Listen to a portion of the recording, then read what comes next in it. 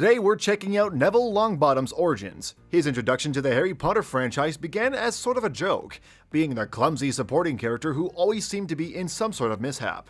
As the stories progressed, however, Neville grew into a Hogwarts school legend with some quick saves. Who would have thought Neville would be the one to lead the Hogwarts resistance against He Who Shall Not Be Named, standing up against Snape and the Carrows in his final year at the school? It's interesting to think about how things could have been so different.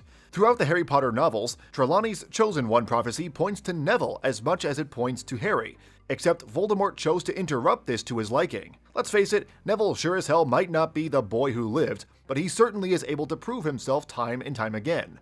The truth is, we don't know much about this character, his childhood, and his life after the School of Wizardry. Here's what you didn't know about Neville Longbottom's origins. He's only a day older than Harry. We all know Harry is rather young compared to his classmates in his year at Hogwarts with a birthday of July 31st. But did you know Neville is just one day older than Harry, with his special day clocking in at July 30th. This makes Neville also one of the youngest members in him and Harry's class.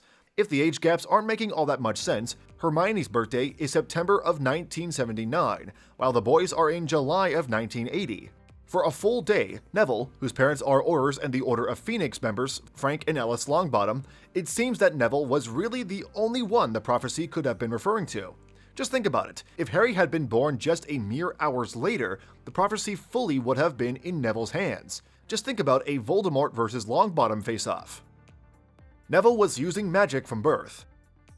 Neville gave some insight to his housemates on the beginnings of his magical journey. He told of how his family assumed he was a squib, which is a non-wizard born to magical parents, FYI, until he was about 8 years old. At that age, his great-uncle Algy was hanging him out of an upstairs window for some odd reason, but then accidentally let go when he became distracted by a Mirink.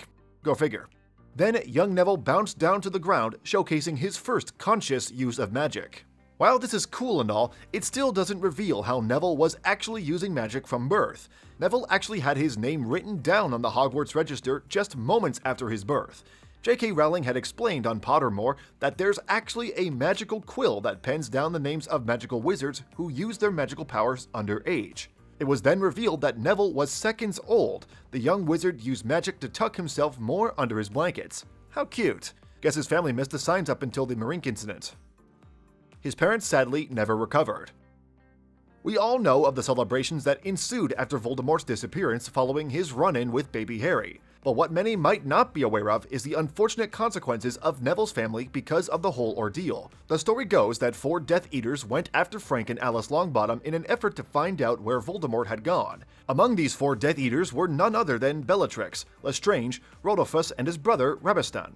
The Longbottom family was sadly tortured into craze when their son, Neville, was just a mere 1-year-old.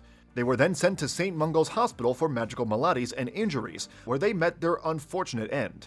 J.K. Rowling has actually said that what happened to Neville's family is actually worse than the Potters, so we'll leave it at that. Neville and Snape's legacy of hate. It's no secret that Neville was actually terrified of Professor Snape. We got a look at that in The Prisoner of Azkaban, when Neville's Bogart turned into none other than the long black-haired villain himself. Snape himself has had his fair share of shots targeted at the noble teen, as evidenced by testing one of Neville's potions on Trevor, but thankfully, to his surprise, the Toad didn't face any harm thanks to Hermione butting in. The beginnings of this hate has roots in none other than the prophecy again. So, Snape was in love with Lily, we know that. But if you think about it, if Voldemort had chosen Neville as his equal, Lily wouldn't have died. Snape taking his anger out on Neville isn't all that far-fetched of an idea when you put this into play. After all, it was Snape who had told Voldemort of the prophecy to begin with.